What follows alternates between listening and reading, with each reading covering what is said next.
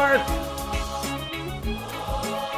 Happy Wednesday evening to you all. It is 7 p.m.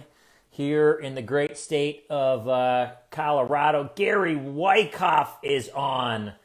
Josh Callahan says he's ready to go. Ben is on from Florida. Oh gosh, it is good to see my friends. This is awesome. Warren is on. Hold on one second. We're back. Mary is on. Boom! What up, my friend Mary? Tonight's going to be really fun. I'm stoked because I get to talk. We get to have a conversation. These are now my favorite part of the week. Hopefully you're enjoying them too. And tonight is with someone who I work really closely with. Josh Callahan is the VP Sales and Marketing at CalMill, where I work. So I get to know that company, and I get to see him as a leader intimately from the inside. Miss Chris is on. Nikki D is on. I think my man Noel Flather is even coming on tonight, friends, which is awesome. And so anyway, I work for Josh, and so I get to see him as a leader internally and see how he makes decisions and thinks, etc. And he's also been a friend for a long time. I represented CalMill for 12 years before going to work for them. Taz is on, yo baby. And so we get to work together and be friends, and it's all really fun. Mike G is on, baby. I love it. Josh is requesting to come in. Let's see if we can make this happen, people. Everyone in my family knows no Wi-Fi right now. We have to let everybody know just in case we clog up the Wi-Fi. Here we go, Josh, to bring you on. Usually I get a little blurry at this point. Do we knock it out on our first try? Can you hear me okay? Yeah, we're all good. I went with the wired connection this time just in case, so I think that's a little safer bet. So I did the same. I love it. Guess who? Our buddy Noel is on Facebook, maybe for the first time. Oh, no way. Look at that. I love it. Merry Chris Valori with Sodexo. Hey, Chef. It's great to see you. Mike G, Nick D. Can you see all these comments, Josh? I see them coming in. Yeah, it's awesome. Great to see. So just as a reminder, first of all, everybody, Foodservice Power Plant Network, thanks for joining us.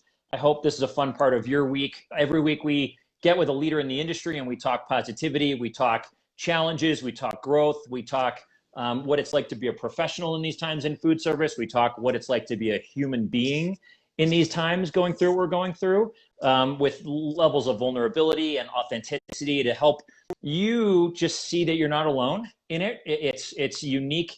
It's uniquely hard, and there's uniquely cool opportunities for all of us all at the same time. So we'll talk through a lot of that.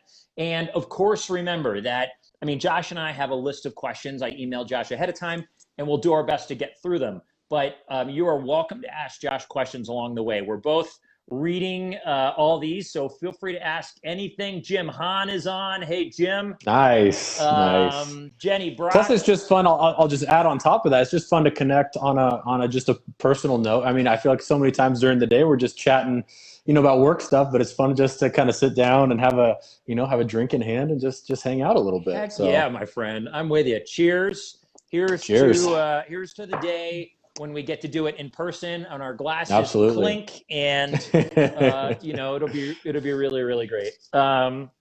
Okay, Josh. So, real quick, just tell me in general, Josh, the guy.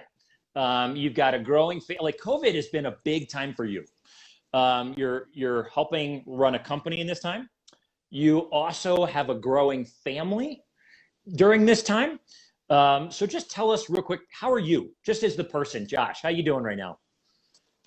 I think I'm good. It's there's a lot going on, but I wouldn't have it any other way. I'm kind of a firm believer in that, you're right where you need to be. And as tough as that is sometimes, especially as we go through this in COVID, it's like, we're exactly where we're supposed to be, and we just got to make the best of it. And so, work-wise, we're going through it, and we're figuring out ways to work through it and develop creative ideas for our customers and everything. But it's been challenging, right? But in those challenging times, I think you learn some of the most about not only yourself, but the team that you have, the people that we have back at the plant. I think that we're closer ever now with our whole team than we've ever been.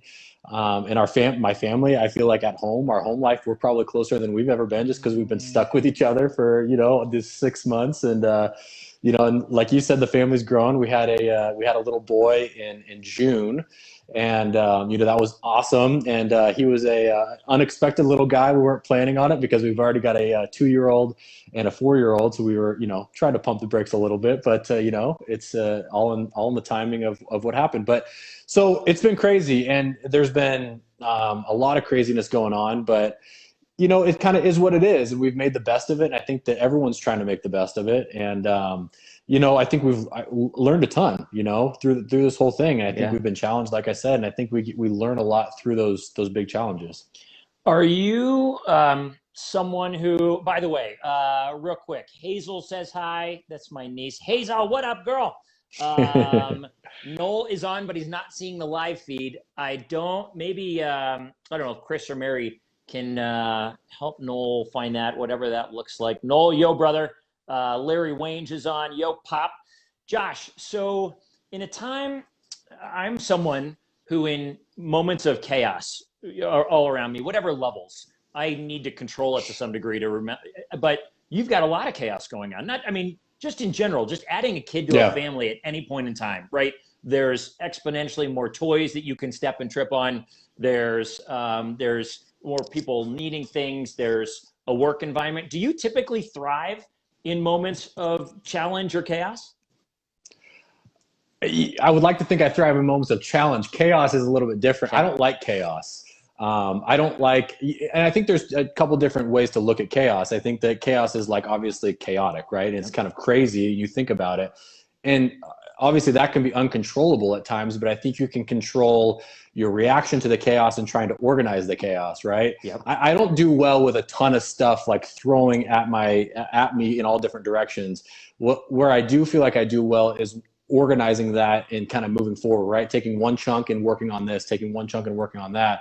My brain just seems to work like that. I'm a very routine type of guy. So I don't like the unexpected. And so sometimes the unexpected throws me for a loop, but you kind of have to deal with the unexpected because there's a lot of things in life that happen unexpectedly, right? Yep. But I like routine, and I try to build routine in both personally and professionally, so that I don't have a lot of chaos, so that when the chaos comes in, it's more manageable. And so from a day-to-day perspective, hopefully there's not a ton of chaos. Hopefully I'm minimizing the amount of chaos that really happens. But I think myself, I don't technically think I do very well with a bunch of chaos. So I try to organize it as much as I can to limit it. You do a great job with it. I mean, Josh, from my perspective, and I know you a long time, you kind of hover. You do a little, we all go up and down a little bit, but some people do this. And, from my perspective, you've just got that calm center that keeps you going in the high times or in the low times. And it's something I've always admired. Just, personally, I wish I don't know if I have that or not. Probably not. But I think you do. It's something that it's hard to say. That is something that I'm aware of, right? And I try to be aware of that. I feel like it's not something that comes naturally because I can't overreact in certain situations. More personally with things that go on, like more frustrations or more things that might occur. But I feel like I've learned from a lot of that to carry it into the work environment, to be like, okay, let's not get too high, let's not get too low. There's always work to be done, but at the end of the day, there's always successes and things to celebrate, right? I think that's important too, is celebrating those. I think you've been really good about those subtle reminders too, nothing's too small to celebrate on a crappy day, right? And sometimes that's what you need is a small little bit of everyone kind of patting you on the back for just making it through one day and kind of getting on to the next one. But there's something to be for sure said about that. But then there's also something to be said about not getting too low when things go real bad, right? And kind of staying that even keel and knowing that you can kind of control it and get it back to where it needs to be. Yeah, I love it. I guess when you know the mission at hand, whatever your goal is, whatever your vision is, whatever you need to accomplish, there came a point in life for me where I recognized that going low wasn't going to help me get to the mission. It wasn't going to help me accomplish the goals.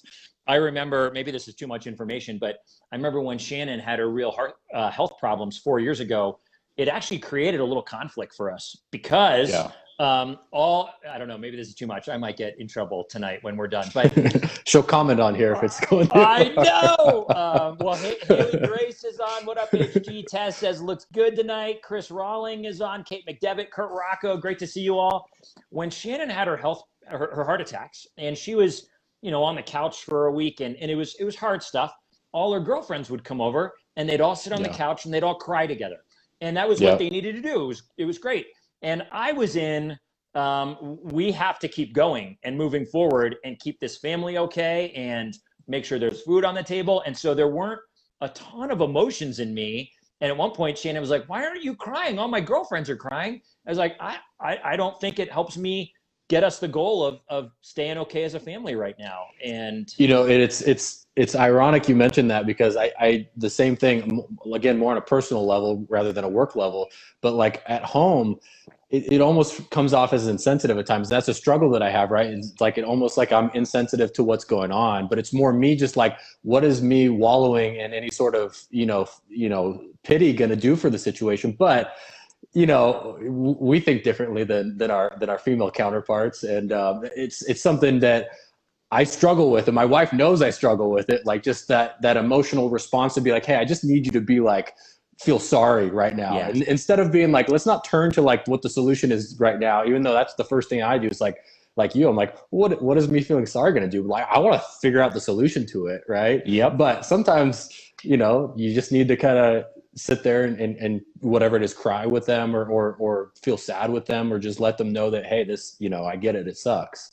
Well played, but I Josh. struggle with that. I struggle with it, like you. I kind of knew you were going there, and I was like, oh man, me and my wife just had this conversation a couple of days ago, because she's going through some stuff as well. And but it's just one of those things. You live and learn. Maybe we'll get a discount if we did joint couples therapy. We actually went to a therapist for it because it was a challenge, and we had to convey that my lack of tears didn't mean I didn't care, and didn't mean here's what it's built out of. And I mean, I'm a crier I just am for whatever reason. So, all right. I appreciate you sharing that. That's awesome.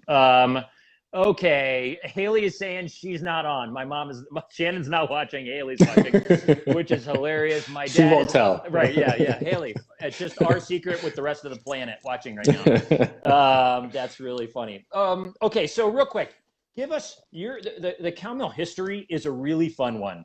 It is, from my perspective, a solid left turn, maybe a really hard left turn from where the company started. So how did the company start, and how did you get to be in food service? Just give us the brief rundown.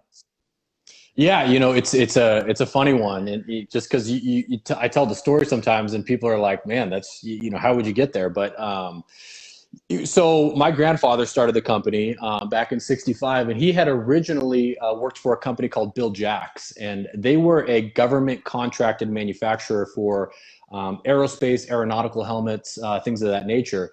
And so Bill Jacks, started to kind of take a downturn, and they brought my grandfather into his office and said, hey, do you want to buy the company, or do you want to buy the helmet division? I think they did other stuff, but do you want to buy the helmet division? And my grandfather was like, sure. The business had dwindled significantly, so it was a very small portion of the business. But, he was looking for something, obviously to make his name and try to do something. Obviously, at that point in the '60s, just trying to make some money. And so took that on. But, over the course of the next, I would say 5 to 10 years, they were doing some really cool stuff with, he helped, the first aeronautical helmets that went into space. He helped design some of those. He helped design some of the first helmets that were used for the X-jets for the breaking the sound barrier. So it was some really fun and cool stuff.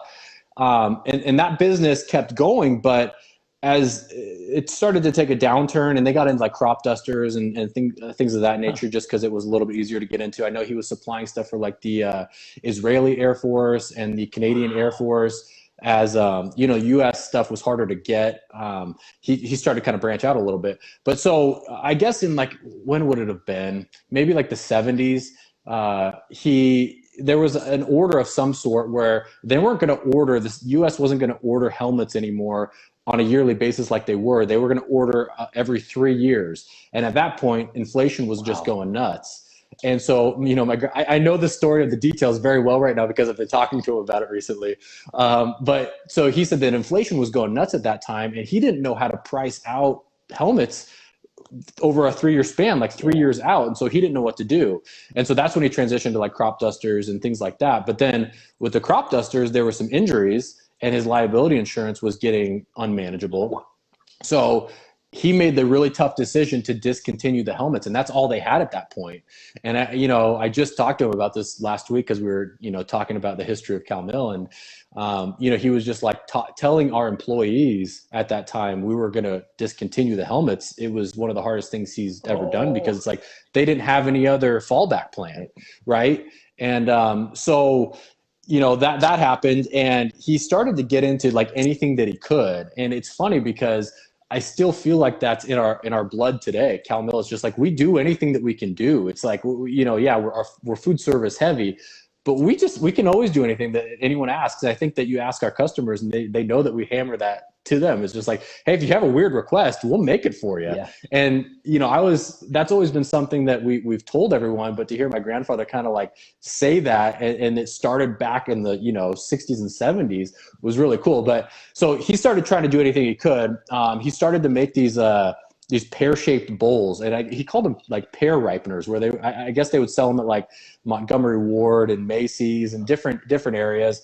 And he was selling a ton of them. He was like, life was good. We were selling these pear-shaped bowls. We knew how to mold plastic from these molded face shields that were on the aerospace helmets. But then a recession hit, and overnight the orders just stopped. And I think we could all obviously relate to that right now with kind of like, COVID happening. And, it was a couple months later, he said that a guy, I can't remember the guy's name, but he was a food service rep in LA, and he had a company, S.E. Rykoff, who was up in LA, and asked him if we can make some pebble bowls. And my grandfather was like, I will make those bowls. I've got a ton of material. He was sitting on material because the orders just stopped on the pear-shaped bowl. So he had a ton of material. He's like, I will make those bowls. And he was very matter of fact about it. And he was like, I'll do it. I'll do it as fast as you need it, and we'll get it done. And he started making bowls for the food service industry, and then off we shot, and was doing like 5 SKUs, and now we've grown to 5,000 SKUs, if not even a little bit more. So really cool story. And like you said, a direct right turn directly from like making aerospace helmets and doing aeronautical stuff to some food service. So it was a fun story, and it was really cool to kind of talk to him about that more recently, because I always knew the story, but I didn't know it in that detail that he was explaining to me. So it was really cool to hear the detail of how it went along the way. That is so awesome for him to just keep eyes wide open for an opportunity outside his normal wheelhouse or sphere of influence and say, we can do that, we'll go that way. And okay, real quick. Mary says, so true, the best at pivoting no matter what, you know it. Caitlin is watching, George, Tyler, Leah is on. Maybe it's Lee. I don't know if it's Lee or Leah, but hi. My dad, Josh, is saying, sorry, guys, I don't offer discounts. That's the joint counseling. Oh, my gosh. Larry, that is really fun. Bobby loves the story. Here's a quick question. This will get personal a little bit. Yeah. Think of something you love. If there were an industry that you would love for them to come to you and say, can you make stuff for us? Like, think of the things you love, like outside of work. Like, is it health stuff? Is it a health world? Yeah. Is it like probably football? I have no idea. You named a couple. So I think there's a couple of things. And I've thought about it because people always ask, because it's a family business, right? And so I've always kind of gone into the business. People always ask me like, what would you do if you weren't doing it? So that's always I get that question all the time. So you always think of your interests, but if there was a company that was going to like come to us to make stuff, man, what would it be? I mean, we do make a lot of stuff for stadiums, which is always awesome to do stuff for like sports teams, because I absolutely love and adore sports, and my wife knows that I probably love and adore them too much. But health and wellness, I love that, all of that industry. I kind of fell into that 10, 12 years ago, and I love the health and fitness industry. I don't know what we would, I'm sure there's some stuff, we've done some stuff in the past for gyms, and I think we did some stuff for bodybuilding.com back in the day, but yeah, I think it would be definitely sports or some sort of health and fitness related. I for love sure. it. Okay, so let's talk health and fitness because, well, real quick, you talked about routines earlier. In an attempt to control chaos, you're a routine person, personally, Yeah. professionally. What are, I'm a big believer, I listen to lots of personal development stuff, and I'm looking for, success leaves clues, and I'm trying to find the best of the best in the routines they hold, morning routines, evening routines, wind down, and then I try to incorporate it. What are a couple routines in your world that keep you going consistently and seem to give you whatever that edge is or that sense of I got the day. What are some of those things for Yeah. you that other people might try to take on and try one or two? Yeah, it's I've gone through this because the morning routine thing is just such a trendy thing, right? I think over the past like 3 to 5 years, like it's like, what's your morning routine? You're waking up at 4 a.m. and you know hitting the gym and then doing all this stuff before the sun comes up. And I've honestly tried that, and I'll preface by saying that I'm very into health and fitness, but just not in the morning, right? It's for me, it's never been the morning. And I've tried it, repeatedly, and it doesn't mean that. I think a lot of people, it's like, well, it has to be the morning. And I think maybe as I continue to get older, it might have to be the morning just because you have kids and like the afternoons just get so, busy. But for me, I love routine, like you said. And so I try to make most of my days that I can control the same. And for some people that might seem boring, but for me, I like it because it helps me control what I can kind of control. So, waking up at the same time. My morning routine isn't crazy. It's like just waking up. I mean, I always prep.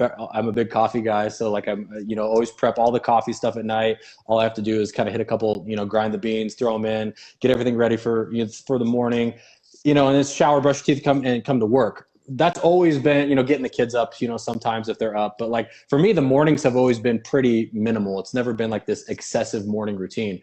For me, like a nighttime routine is important for me, but then just daily is something movement wise, fitness wise. You'll actually probably think I'm crazy, but like, so over the past couple of years, I've gotten like really into like cold plunging, like heat and cold. Like fire and ice basically is what it's kind of, you look at it. It's like just a contrast therapy. Yeah. I mean, so much so that I like retro built my own little cold plunge out of like a chest freezer. And I should show it to you sometime. But like, so basically it's like this big old chest freezer and like seal the inside out, fill it with water, and then keep it at temperature. And then just when you get in it, you got to make sure unplug it. You don't want to electrocute yourself. But Good call. but I got really, really, really into doing it. And it's for me, it was more of, it wasn't like a muscle inflammation thing or like trying to do anything like that. It was more, it's really hard and you feel great afterwards, but it's an obstacle to come over that I can control every day, that I can get in. And for my brain, it's like, I never want to do it, but I'm always thankful that I did it. That kind of stuff where it's like, it's always hard. And it's funny because I try to get my wife to do it. She never wants to do it. She's done it like a couple times and she's doing better, but she sits over the thing before she gets in it. And she's like, I can't do it. And I was like, babe, I've been doing this for like 2 years. I do it every day. I still to this day, I don't ever want to get in that thing. Like I don't want to sit down and get in the cold, but I do it and I'm glad I did it afterwards. So, I mean, for me, that's a routine. Fitness is a routine. And just moving. It's never like, it doesn't have to be 2 hours. It's like 30 minutes some days. Just try to get some movement and almost like a meditation practice, because I get some time to myself. But yeah, I mean, those are I'm doing that stuff every day.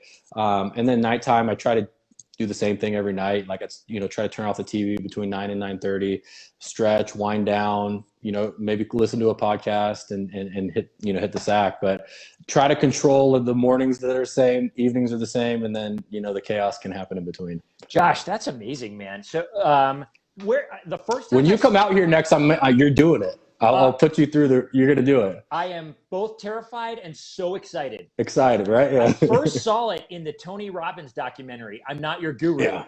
And I was like, what in the heck is he doing? And then I've got a buddy that's into I think it's Wim Hof method. And then Ben Greenfield, the guy that I follow, and he's all about it. I just watched a video of him doing it in the shower and I tried it and I started hyperventilating. Like I was like, oh my gosh, am I going to pass out in the shower right now? But I love it. I can't wait to learn more. And I love that that's a part of your routine. And the cold showers are a great way to start. I mean, and the breathing exercises, it seems silly, but some of that stuff can be like life changing, you know, like you Yeah. just controlling that, because it's not like you're just taking that minute or two out of your day to do that. It's like you're training your body how to react to chaos, right? So when you're in a chaotic situation, how do I calm myself down? Because we all, like we said, we get in those chaotic situations, and we get in those situations that just life throws at you and you never know they're coming. But how do you calm yourself down? How do you kind of react to it? And we talk at work all the time about your response to it. It's like, Yep. how do you respond better to it? And what better way to do it than throwing yourself purposefully into some chaotic situations and making yourself respond to it? And I've never thought about it that way, but I love that. I can't wait to jump in your freezer. That sounds so weird, but or whatever it is. Uh, Michael says, pour over or drip coffee?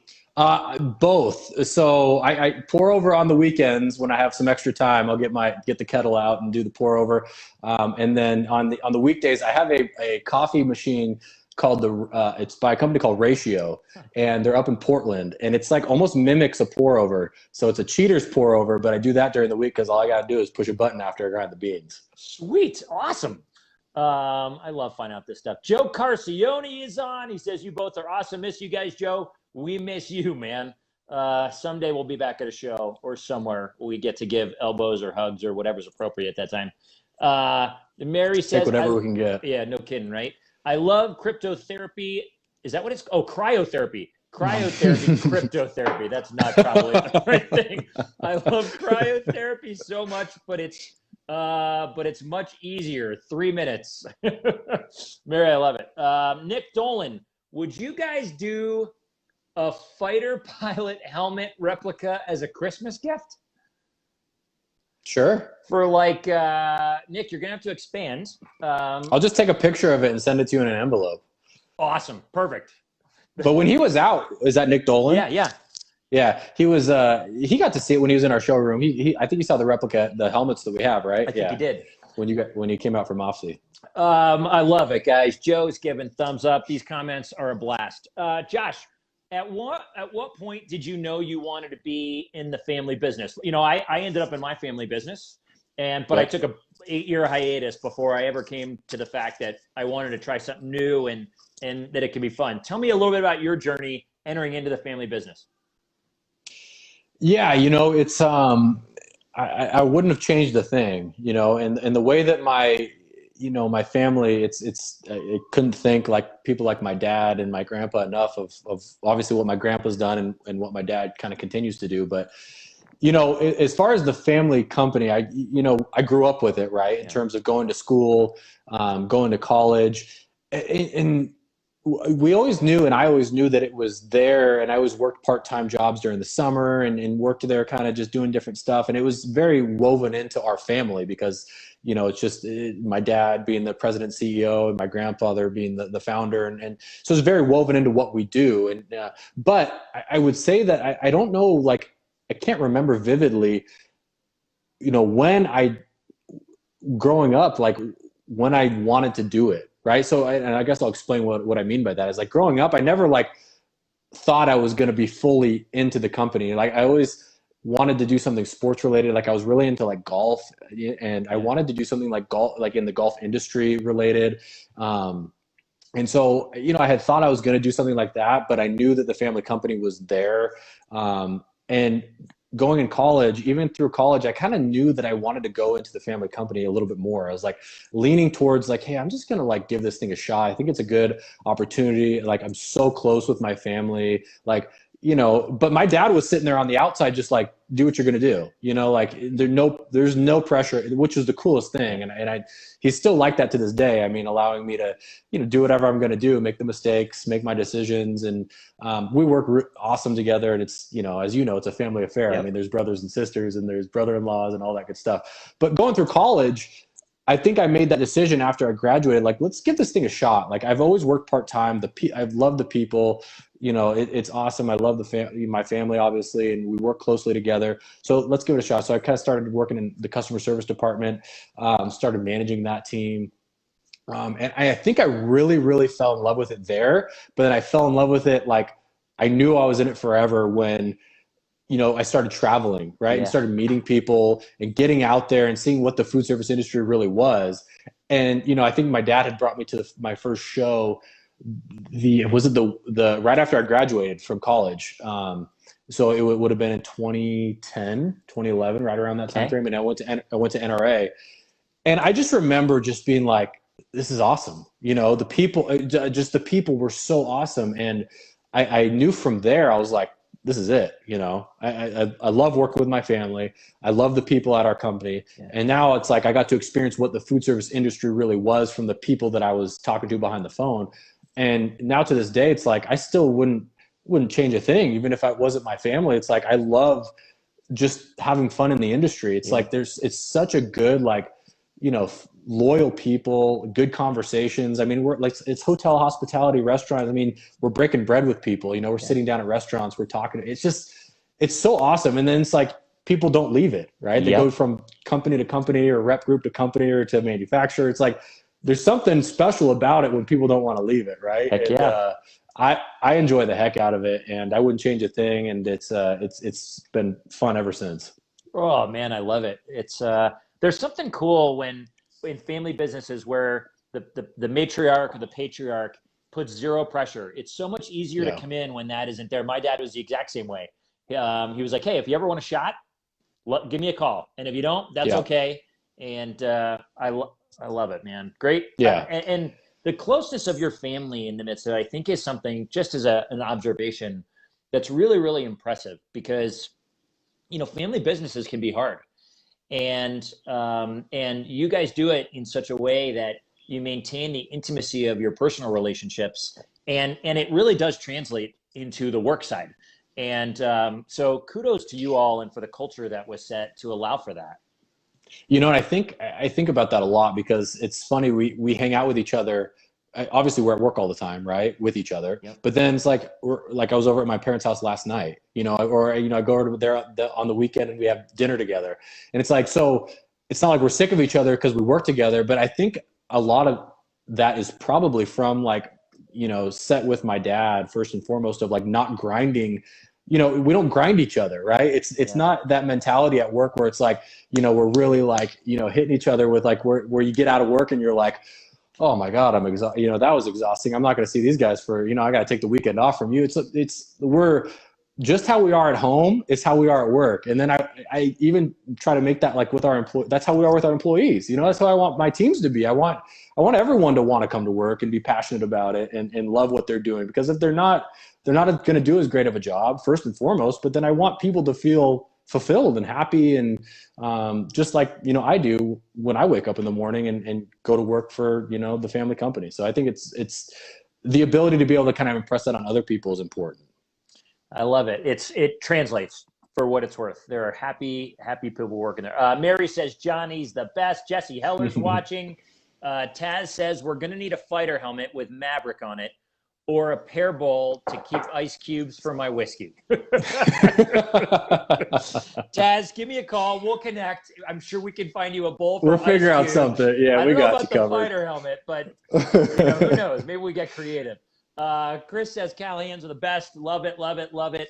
Okay, Josh, tell me perseverance. We had to push through hard times. It's not something you can read about in a book and that translate, right? It's something that I think Nicholas Iverson is on.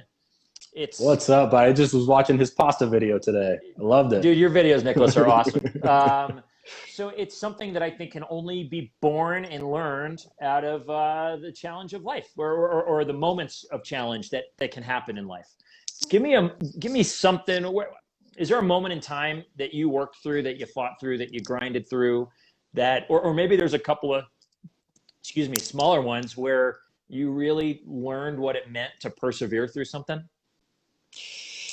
Yeah, I mean, gosh, it's almost teeing it up for like what's going on right now. It's like we're all kind of going through that right now, and I think that we've, personally, and when I say personally, I mean just Cal Mill wise, just at work, it's just the ups. There's the up and downs, right? And it's learning to deal with those. It's hard, I think we've all gotten to a granular level with what's going on because we're all chasing down as many opportunities as we can because it's tough times out there for a lot of people. And, the industry is struggling. And so I think learning to manage and persevere through when expectations aren't where you want them to be, right? And so like when you expect something to happen and it doesn't for no fault of anyone, right? It's just what's going on right now is without using the dumb word that everyone says all the time, unprecedented. It's like we're all learning how to handle it, right? And we went through that at work where it's like we feel like things are getting better, and then it's like the top falls out or the bottom falls out. It's just like, well, oh man, what's going on? And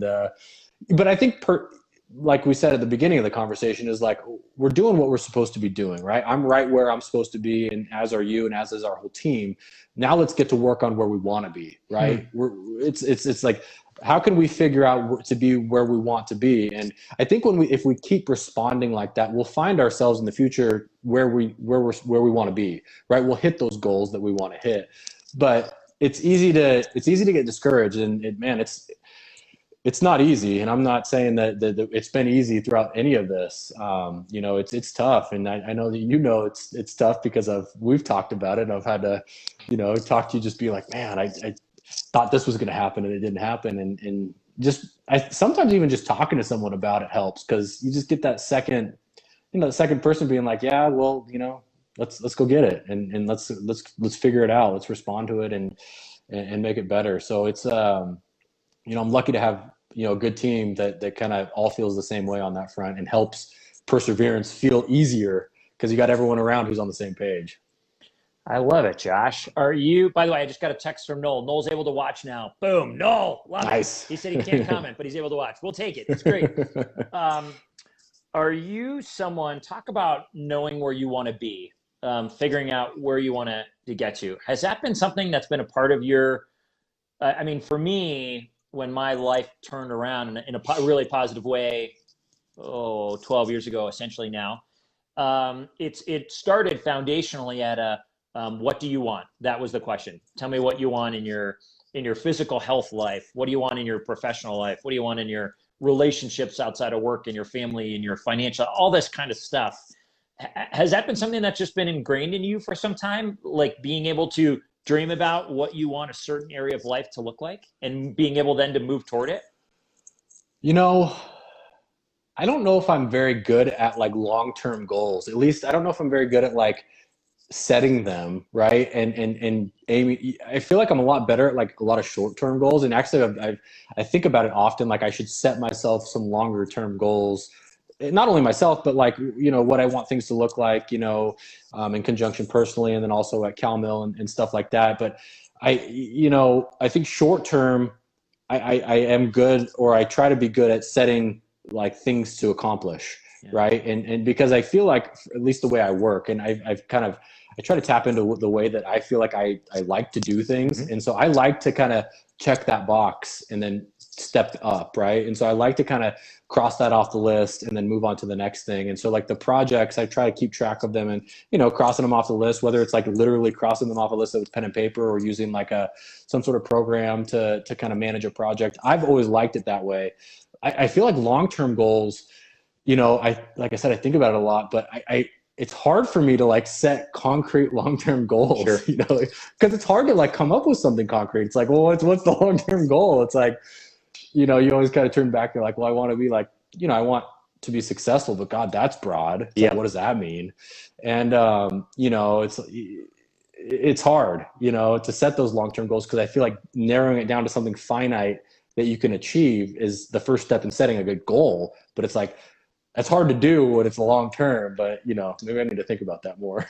I'm with you, Josh. I'm able to have like to some degree, not in every category of my life, but some kind of a vision of what I want our family to feel like in 10 years. Maybe I can almost feel that, or correct. But it is very much harder for me to set goals for that, because you're right. You want to be able to check them off, etc.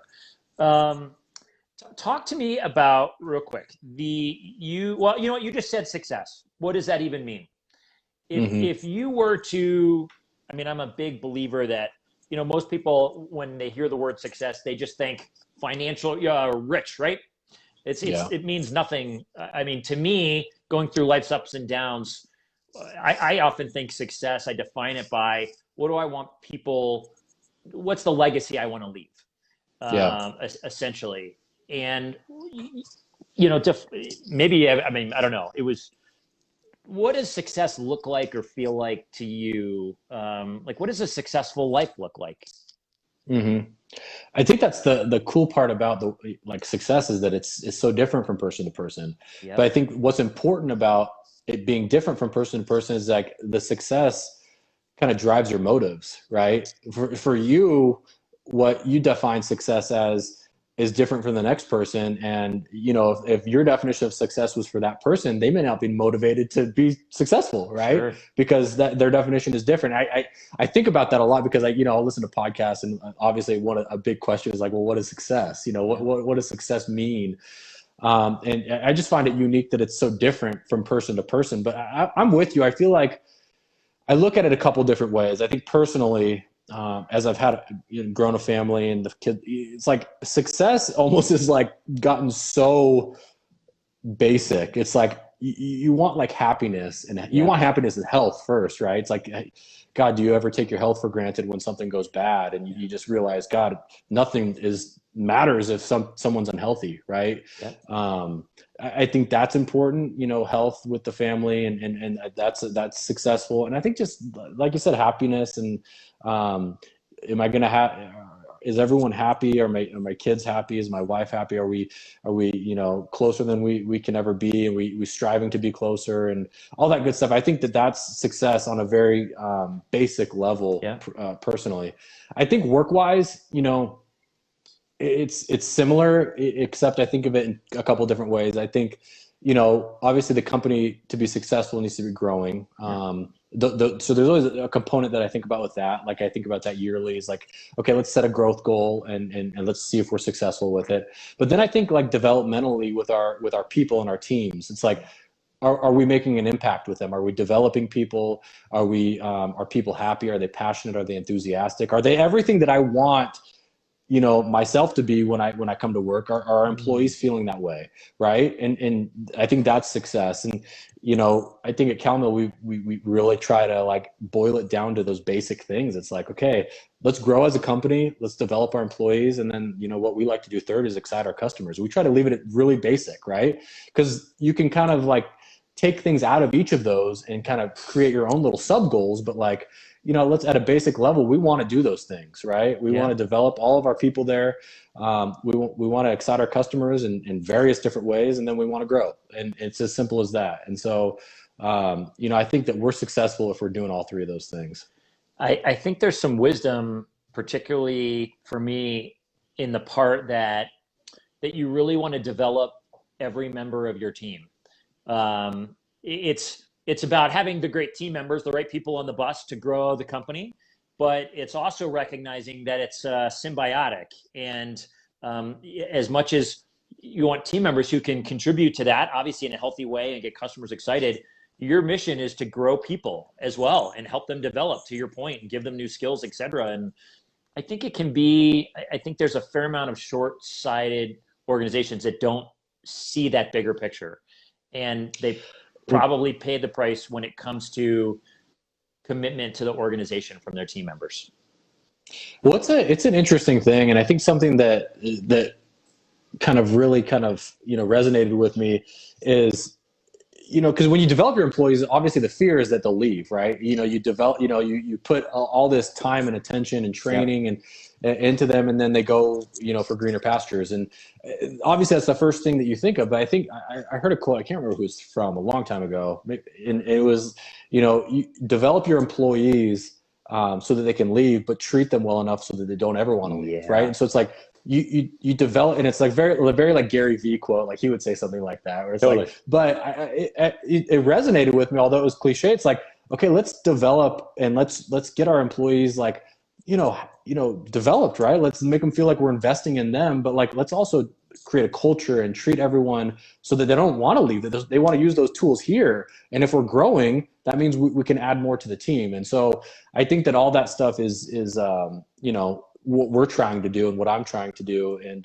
kind of build a culture, continue that culture for a long time, hopefully. I love it, Josh. You've got a new person. You've got Taz, our buddy down in Arkansas, who says, "I clearly need to work for Cal Mill."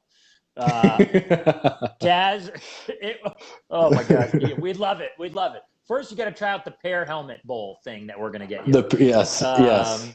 Okay. How are we doing on time? We got about 15 minutes. Great. Nice. Um, Do you ever answer any of these questions? no. I mean, I was wondering if anyone's ever like thrown it around on you and been like, hey, well, what are your routines? I wonder if the people would like to hear it. You know what? It's funny because oftentimes in the group, like I'll throw a question up in the group to see how a Friday was or how people ended the week strong, and occasionally, and I'm open to always sharing that stuff, just a part of my nature. But usually there aren't enough like room for all the words for me to share, so I just throw the question, and then occasionally someone in the comments will be like, "Well, what about you?" And then I throw it in there. I'm happy to ask anything, but usually you are the highlight tonight, Josh, for sure. But Nice. People can ask anything. Jeff Tate is watching. Yo, brother. Love it. Josh, let's talk about we already started talking about it, so we'll transition a little bit. Giving back. Cal Mill in your family, which is Cal Mill, is the most, I don't know if that's the right term, forward-facing, proactive company that I've ever worked with or represented in terms of giving back. And what I mean by that is you actually have a page of your catalog dedicated to, I think it is, dedicated to the organizations where a percentage of profit goes towards those or whatever it is, goes towards those organizations to help people. Tell me why giving back is such a significant part of what you guys do, enough to take a page in however many thousands or tens of thousands of catalogs you print. It's something that's important. I think that again, it's back to our culture, and it really does start at the top. It kind of what my grandfather had started, and what my dad and what we're trying to kind of continue is, my dad got tied in with a group through his church called Solutions for Change, and that's the one that we really highlight in our catalog. And they've done some really cool stuff. And there's there's Outside the Bowl, there's Solutions for Change, and Outside the Bowl, there's two of them that we work with. And it's semi-relevant to food service because they're going to different areas, and they're providing food and help for people in need, and they're creating these kitchens that basically they set them up and they allow the people in these villages to kind of take over the kitchens, and it's a sustainable way for them to kind of feed the village or the city or the town or whatever it is. And so my dad got linked in, like I said, through his church, and just started to be a really cool relationship. We started to give back to them, and do some different things with them, help them out whenever we can, whether it's product or monetary aid or whatever it is. But then, like you said, we want to take a page in the catalog and also throw it in there, and just to say, hey, if you feel convicted to want to do the same, here's someone that would love to use that money for good. And I think we could all agree there needs to be a little bit more good in the world, and even something small like that is just so helpful. I mean, it's really cool to be able to give back to those people. And then it's also cool to get those calls to be like, hey, I found out about this company through your catalog. I started giving back to them. And it's just bringing it full circle like that is the best. And like you said, we print a lot of catalogs, and it's extra money to kind of add extra pages, but we felt the recognition to give these groups that are doing a good job for people out there is important, right? And it's so important that we wanted to kind of spread the word a little bit more. And hopefully we've been able to kind of get them some donations and stuff like that through printing it in the catalog. I know that there's been multiple people called me that said, just thanks for putting it in there. We found them and we donated, which is, I love to hear. So yeah, it's cool though. And it's, honestly, it's my pop is the driver of that. He does a great job. And it's, we carry that on though. That's the type of culture, it's that we carry that on as we keep going. Well, it's I think it just speaks volumes. I think at this time in history particularly, obviously the industry needs to buy from people that have solutions for them at a time when tangible solutions are needed.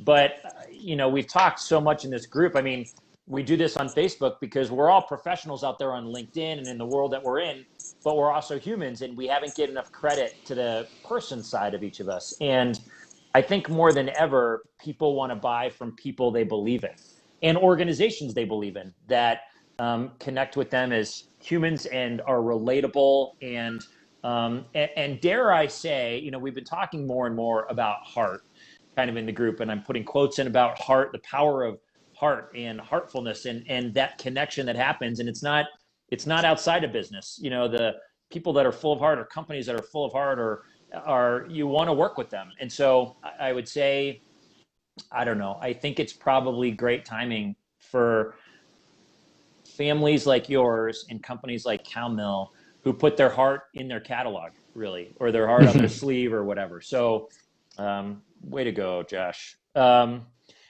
Okay, another question. It's kind of a harder one. I don't know if it's hard or not, but to folks, we've got a lot of friends out there that don't have jobs right now. What's a note of encouragement, whether it's something that you think you see in the future of food service, or just a note of encouragement that you give your friends, if you have personal friends of yours out of work right now because of in all the different industries that have been affected? What's a note of encouragement that you'd offer to people who are out there trying to find work right now? Yeah, it's tough, and it's never easy. But I think we've talked about it a couple times, just in terms of the hardest times often, first of all, they build your character, but the hardest times you often learn the most, right? And it's easy to say that after the fact, after you go through those hard times, because you look back on it and you're like, oh man, I learned this, and this. But it's like you're going through them, and it's tough, and you sometimes you don't see the light at the end of the tunnel. And so I think just understanding that with people, it's like that they're just going through a tough time, and that's it, period, end of story, right? And sometimes they need someone to talk to or figure stuff out. But like I said, I'm a firm believer that things happen the way that they're supposed to happen, right? And you need to respond to them in a way that you want to move forward, right? And that way that you want to see yourself in the future. Even if that means something small, just taking small chunks and doing small stuff every day, or checking a small box every day, it's like you'll get to where you need to be. The problem is if you respond to it in a way that's like the pessimistic, right? And in a way that's not going to solve anything, that's when you're going to really get yourself into trouble. You speak from experience, and just like, kind of struggling with that, and learning to kind of try to respond in a way that you be where you want to be. But, you're where you're at, and another door will open, but start taking small steps. It's never soon enough to start taking small steps, because those small steps add up, right? At the end of the day. Yep. And you may find yourself 6 months down the road way differently than you were previously, right? And you might be able to, just some doors might open up. And I feel like hard work too, the doors open up. When you're looking for doors to open up, when you're working hard, they open up. So, I mean, there's a lot of cliches in there. There's a lot that you could talk about with like when times are tough, but, I think just kind of like putting your head down and working hard, but being thankful for where you're at currently is just so important, right? That balance between the two. It's like, yeah, you don't want to work so hard that everything else around you doesn't matter, but you also don't want to like not work that hard, right? Yeah. But so kind of being in the middle. But I've yet to meet a person who worked their tail off and gave everything they had, that it didn't work out for one way or another. Whether someone noticed it and saw the way they were committed to something and said, hey, I need that energy on this team, or whether they were building something on their own. For me, working hard, I think I told you this, I don't know if I told you the other day, but when I got into the industry, I didn't know, a tong from a ladle from a dish machine, for crying out loud. So I was teaching history, and the only way I knew to catch up to my peers out there, my competitors, was to outwork them, because God knows I didn't know enough or as much as them. Bobby Moshe is saying, great words, Josh Callahan. Bobby, love it. Mary done is saying, yes, preach it. Preach, baby. Well, Dave, I'll say a note too about you working hard is you were notoriously before you worked for us. You'd be one person that would email me or that I would email. Sitting maybe in front of the TV at night, 10 o'clock my time. Throwing a couple emails out there just to get caught up before the morning. And you were one rare person, and I would be like midnight your time that I would get responses from, and I'd be like, dude, go to sleep. I know. You need some sleep, my man. That was my way of controlling chaos, Josh. Yeah, I agree. Was to Yeah. keep answering the emails no matter when they came. Frankly, it's another story for another day, but that's the reason we don't have more children, was the emails late at night. Yes. I love it. David, hey, my friend. David Richmond is in the house. Okay, Josh, we got 5 minutes left. So do you have a favorite inspirational, motivational quote that you sort of live by, that's often in your head, you find yourself offering to people or yourself? I don't know if I do, like, not one that, like, in my head. There's a couple that come to mind just because of as of late. I feel like I listen to a couple of things and they're top of mind, but one is, and it goes to my insensitive side again, but it is what it is. Yep. Right? I mean, it's so simple, but like, it literally is what it is, and let's move forward is one. I think about that a lot, and I probably say that too much, but I don't even know if that's a real quote or not. It's more of like a cliche. Sure. But the second one, I was just listening to Cam Hanes on Joe Rogan's podcast, and his quote is, "Nobody cares, work harder." Which is, again, kind of insensitive, but it's like, I think my true colors are coming out. But again, it's like, work harder, right? Like, we can complain. I think it goes with like complain. It's like, you can complain all you want, but nobody cares. Work harder. It's one of those things that's just, I think that resonates because it's, again, I feel like we can control the response to what we're doing. Mm-hmm. Life's going to throw stuff at us. Let's work harder to get where we want to be, because you're not going to do anything about what it just threw at you, right? Well, I'll challenge you on one thing. And it's, you said, maybe this speaks to my insensitive side. I don't think it's insensitive. I think there's reason and reality, and things either work or don't. And ending up being pessimistic just simply doesn't work. It's not insensitive. You have a great way of balancing. Listen, just work, just get it done. You can do it, with a desire to connect and understand where someone's coming from. So don't, I don't think it's insensitive. I love it for what it's worth. Let me encourage you there. Cool. I appreciate it. Yeah. David Richmond, you're saying nice things. I love it. You're the man. Okay. Favorite go-to meal. You got one meal left. What's your meal? Whew. I have one meal left. I've been heavy into making pizza, like my own pizza, like from scratch. So I would say that there's nothing better than like a homemade delicious pizza with some wings. And I'm pretty happy with that if that's my last meal. I mean, I know it's not the foodie meal, but part of me wants to go like a big ribeye steak too. But I think a pizza and some wings, I'm very happy. I love it. Okay, so when next time I'm out there and we jump in the freezer, I jump in the freezer and like try to not hyperventilate. Yes. Pizza, and then I'll make the wings. I've been into this wings kick during COVID, where I cut them up. I cut the thigh from the whole deal, mm-hmm. and we do some Frank's barbecue sauce and some olive oil, pepper, and then we smoke it. Oh, baby. Oh, yeah. I'm all in. You make the pizza, I'll make the wings. We're going to be winning. Deal. Okay, is there a movie? Has there ever been a movie that's made you cry? I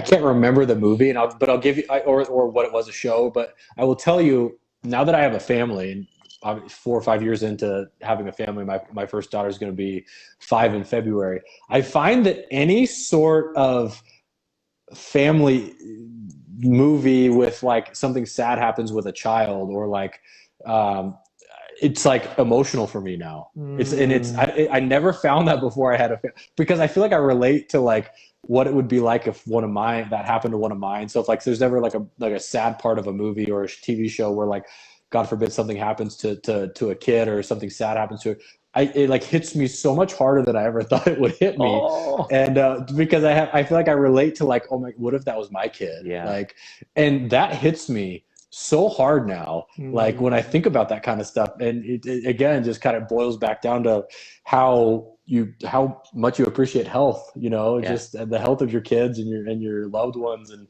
it's such a fragile thing, but we take it for granted every morning we wake up. So I remember, I can't remember the last movie I like cried in, No, but it's really, relatable. yeah. What you're saying, I think I'll bet any parent here is Yeah. relatable. It's funny, you're talking about health, and you and I were talking a few weeks ago about how granular at times, when different things are hitting you in whatever area, and how granular and simple your gratitude becomes. And, at one point in your life, you're grateful for all these big things, or you're grateful for, I don't know, great success of a company, or, like just big up here things. And then different challenges come in life, whether it's health stuff in our family or whatever. And you end up being grateful for those simplest things that, I had another day to keep breathing.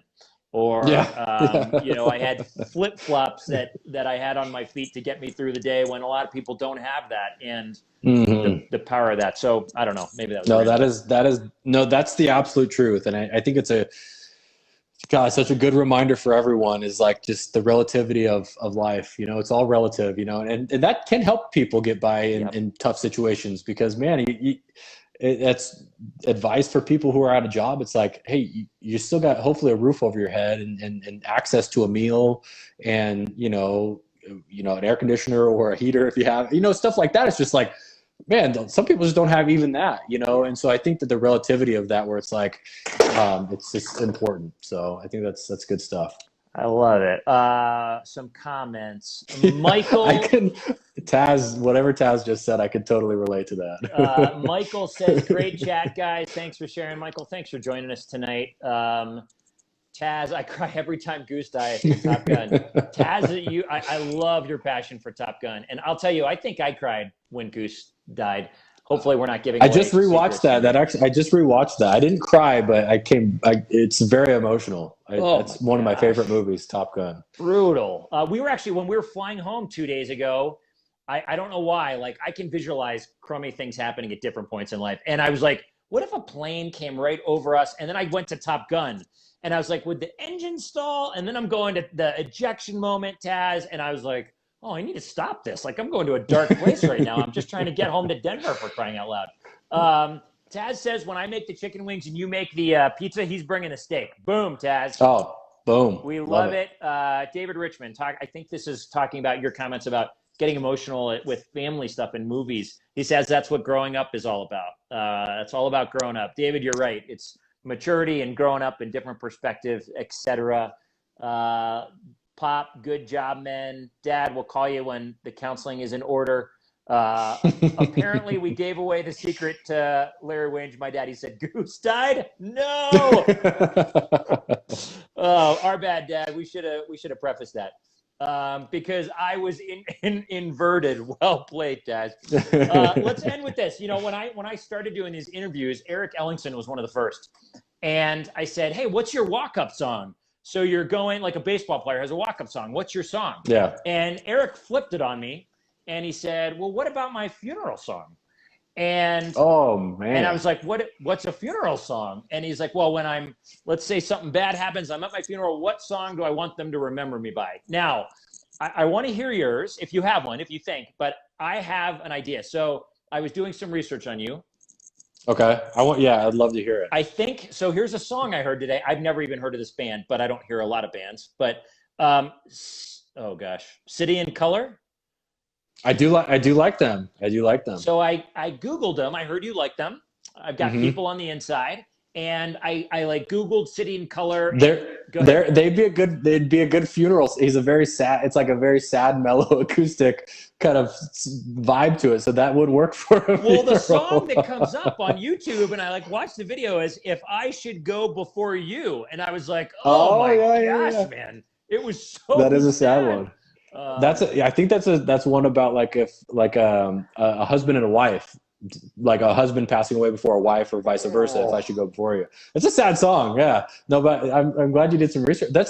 It's good music though, but it's very like mellow kind of, soft music. But yeah, man, my funeral, golly. You know what? I don't know. This has no relevance to being, like a funeral, but like I would probably have, there's a song called Feed the Fire by Dawes. Dawes is one of my favorite bands. The sole reason I would have that is like my daughter, it's the one song she loves that I love, and she sings it. And it's so like, just for the mere fact of her loving that song and singing it, that would be this. It has no relevance to like dying, but like it's a great song. So maybe play that one at my funeral. Yeah. John, I think it's just a song that represents whatever I think Eric's was about regret, living with no regret. And nice. By the way, apparently we ruined it. Mary's like, this is depressing. My wife Shannon is like, oh my gosh. She's like, I'm going to pull the plug on your interview, Jason. Okay, Feed the Fire by Dawes. Is that D-O-Z? D-A-W-E-S. D-A-W-E-S. Okay, got it. I am going to look it up tonight, and if your daughter loves it, I'll bet my kids will love it. It's actually like not a kid's song at all. It's like they're my favorite band, and so she must like it. It's got a nice little groove to it, and yeah. So side note, they're actually coming to San Diego, or to like right where I live. In like 2 weeks, they're doing a drive-in concert. So I'm going. I'm super excited because it's like I've been like dying to like want to go. Like, it's like there's no concerts happening right now because they're not having big groups. But like there's a drive-in near us, and they announced they're coming down. I was like, oh, we're doing it. So my parents are going to come. We're going to go. It's going to be a fun night. So. Oh, awesome. Mary's going to cry. Mary, don't cry. It's all good. we were just trying to find something to talk about. Josh, listen, man, on a ton of levels, you're my friend. I've known you a long time. I'm grateful for our friendship. I'm grateful to work with you and see you in that capacity, and watch you get to lead our team and be a leader in the industry. So thanks for taking the time. Thanks to your wife, Kimmy, and your kids for giving an hour tonight to let Dad be away and be with us. So thanks so much for joining us. Yeah, I appreciate it. It's fun. It's we don't get to sit down for an hour and just kind of talk to each other about random stuff. So it was fun. I enjoyed it, and I enjoy watching you interview all these people and kind of bring some positivity and some light to everyone's lives when they need it. So keep doing the good work, my man. You got it, brother. I will. Hey, for everyone watching, Foodservice Power Plant friends, thanks for joining us. This was fun, with the exception of maybe the last 5 minutes where I took it to a really dark place. Not intentionally, but we're glad you were with us. The reason we do these live is because we all get to connect. Connection is what we're all yearning for right now, to know that we're all participating in something together, even if virtually, where we're commenting and we're liking or we're loving or we're crying or whatever we're all doing together. We're doing it in tandem. So we're glad that you join us for these. If remember, like Josh said earlier, let's celebrate any moment, big or small. If today you got out of your pajamas and that's a victory, celebrate it. You are in month like 6 of getting through a really uniquely challenging time. So tonight, when you're brushing your teeth in front of the mirror, if that's where you do it, look in the mirror and tell yourself that you're doing a great job, because you're doing it. You're going. We're proud of you. You should be proud of you. Remember, we're doing it together in community. If you are someone who's in a particularly tough spot right now, we all get it. We're all in tough spots one way or another. We've been through different tough spots. To Josh's point earlier, sometimes you don't see the light at the end of the tunnel. It's okay. The light will come. Keep going. Keep taking those steps. Don't carry that burden alone. If you need to reach out to someone you trust, reach out to a friend, a therapist, whatever that needs if you're in that spot. But that burden is not meant to be carried alone. You're welcome to reach out to me. I'm happy to listen, or we'll connect you with someone, whatever that looks like, but keep going. This too shall pass, as my uncle once told me. George says, thank you, Josh and Jason. George, thanks for joining us. Warren Manzer, thanks, Jance. Warren, grateful for you on a lot of levels, my friend. Everybody have a great Wednesday night. Next week, we'll be back. We have another conversation with, I think it's Jim Contardi, president of AutoQuote. So that will be fun. Nice. And have a great night, Josh. Be well. Everyone, we'll see you next week. Talk soon. Later, guys. Bye, everybody. See ya.